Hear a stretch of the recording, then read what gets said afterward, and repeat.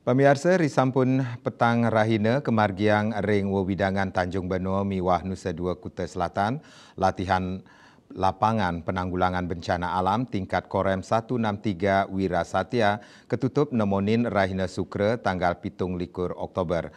Pangdam 9 Udayana Maijen TNI Harfendi Raris nguduhang mangde kelaksana yang evaluasi untuk manggih kahanan sekadi sane kaptiang.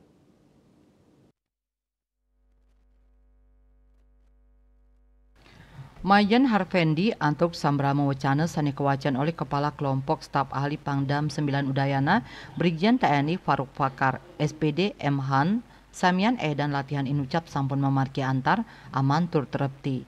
Selami ngamiletin latihan, mejantan para pamilet sampun ngeresepang, tur teleb uning ngenenin daging-daging pangruhan sani kaicen. Para pamilet kaptiang side madrebek wagedan miwah keterampilan tur kecepatan sani pinih becik, ring sajroning wantu Pemda untuk yang penanggulangan bencana alam sekadilino tur madue daya guna.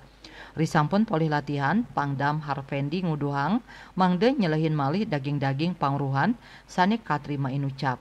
Dias punike mangdanis tateng rakse tur meprekanti sareng para pelatih, mangde ritat kaleng yang latihan selantur nyani, sida memarki sayan becik.